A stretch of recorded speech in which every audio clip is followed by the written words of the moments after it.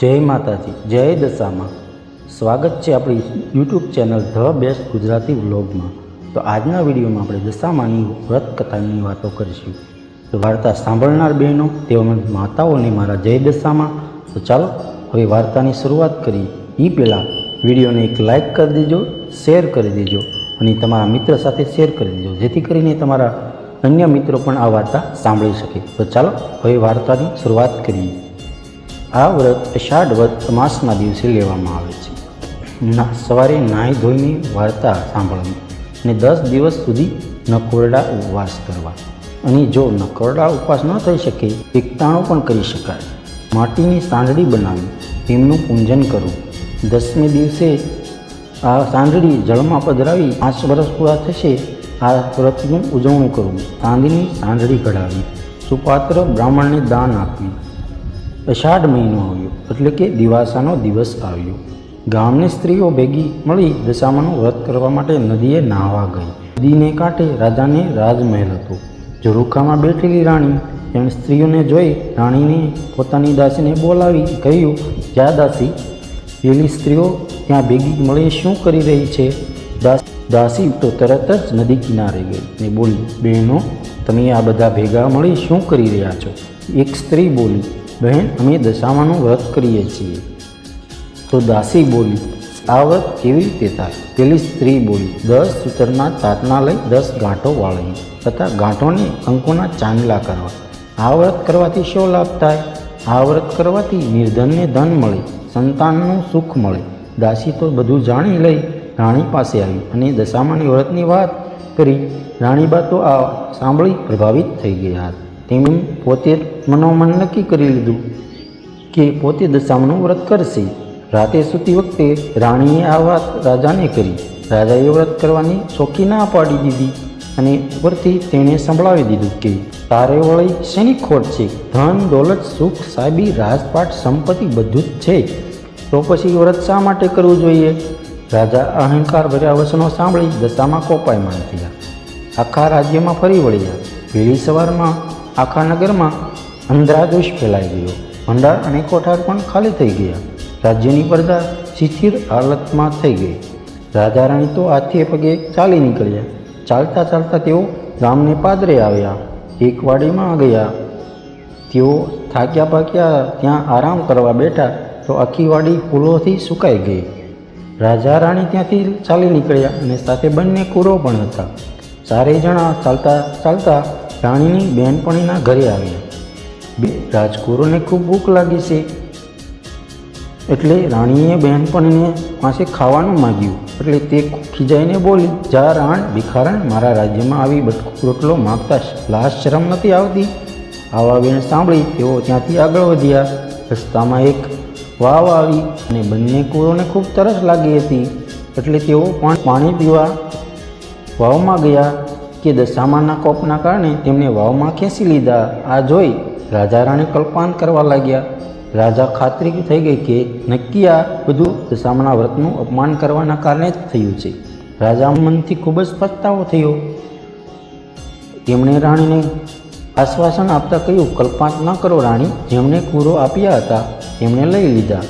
આપની દિશા ફરી ગઈ છે। સાચે જ દશામાં આપણી ઉપર કોપાયમાન થયા છે। તેઓ કલ્પાન કરતાં કરતાં આગળ વધ્યા। રસ્તામાં રાજાની બહેનનું ગામ આવ્યું। રાજાએ પોતાની બહેનને સમાચાર મોકલ્યા। પોતે ગામને પાદર મુકામ કર્યો। બહેનને સંદેશો મળતા તેમને લાગ્યું કે જરૂર ભાઈને કોઈ દુઃખ પડ્યું છે, નહીંતર હાથથી ઘોડા અને રથ વગર તો તેઓ આવે જ નહીં। આમ વિચારી બહેને સુખડી બનાવી માટલીમાં સુખડી તથા સોનાનો સાંકળો મૂકી પોતાના ભાઈને મોકલાવ્યો। ભાઈને માટલું મળ્યું અને માટલી ખોલીને જોયું તો સુખડીની જગ્યાએ ઈંટોના કટકા થઈ ગયા હતા અને સાંકળાના સાપ થઈ ગયા હતા। રાજા વિચારમાં પડી ગયો। તેને થયું કે પોતે એ સગી મહાજણી બહેન પોતાના ભાઈને મારી નાખવાનો પ્રયાસ ક્યારેય ન કર્યો। આ જરૂર દશામાના કોપને કારણે જ થયું છે। આમ વિચારી રાજાએ માટલી ભોંમાં દાટી દીધી અને રાણીને લઈ આગળ ચાલ્યા લાગ્યા। આગળ જતાં એક મોટી નદી આવી। નદીના કાંઠે સીબડાના વાડા હતા। રાણીએ ખેડૂતને કહ્યું, ભાઈ, અમને ખૂબ જ ભૂખ લાગી છે, એક સીબડું ખાવા આપો તો સારું। ખેડૂતે તેમને એક સીવડું તોડીને આપ્યું. રાજા રાણીને એક નિયમ હતો કે સૂર્યનારાયણ અસ્ત થયા પછી તે ખાવું નહીં. તેણે રાણીએ સીવડું તેમના સાલામાં સંતાડી દીધી. સૂઈ ગયા. એવામાં સૈનિકો આવ્યા. પાસેના ગામના રાજાનો કુંવર રિસાઈને મોસાળામાં નાસી ગયો હતો. તેથી તેઓ સૈનિકો તેમને ગોતતા હતા. ગોતતા અહીં આવી ચડ્યા. તેમને રાણીના સાલામાં કાંઈક સંતાડેલું જોઈ બોલ્યા, બેન તમારા સાલામાં શું છે? તો ભાઈ આ તો સીવડું છે. સૈનિકો તેમને બહાર કાઢી બતાવવા કહ્યું.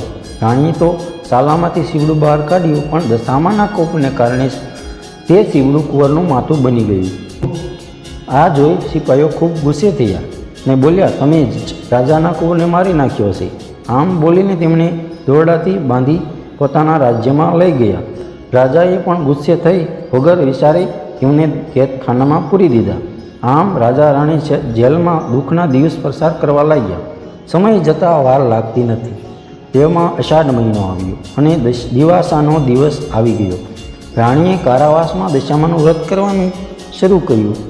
તેમણે 10 દિવસ સુધી નકોરડા ઉપવાસ કર્યા અને 10મે દિવસે માટીની ચાંદડી બનાવી પૂજા કરી માની સ્તુતિ કરી. રાણીને ભક્તિ જોઈ દશામાના તેમના ઉપર પ્રસન્ન થઈ ગયા. આથી તેઓ નગરના રાજાના સપનામાં આવી બોલ્યા, હે રાજન, એ આ રાજા રાણીને વગર વાંકે કારાવાસમાં પૂર્યા છે, તો તેમને તું છોડી દે.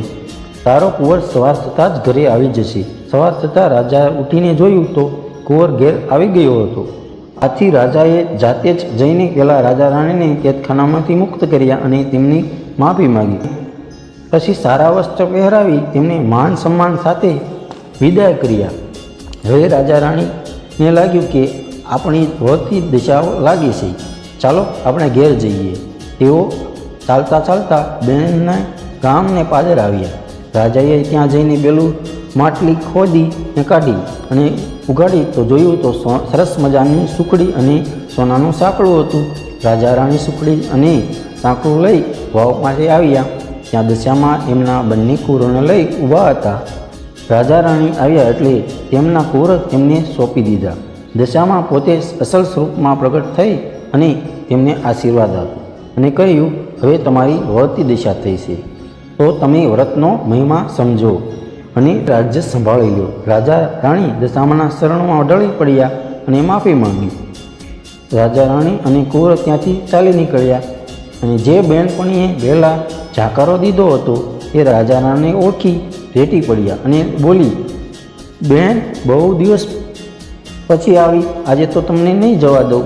રાણીએ કહ્યું કે મારી દશા કઠણ હતી ત્યારે તમે કકડો રોટલો પણ ન આપ્યો હતો, તેથી હવે અમે અહીં રહીશું નહીં. આમ કહી તેઓ ત્યાંથી ચાલી નીકળ્યા. ત્યાંથી ચાલતા તેઓ ગામને પાદરે આવ્યા.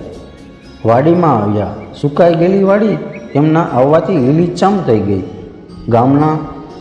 ગામમાં સમાચાર પહોંચ્યા કે રાજા રાણી દુઃખ બેઠી પાછા આવ્યા. ગામમાં લોકો વાસ્તે ગાસ્તે સામી ઉકરી તેમની તેડી લાવ્યા.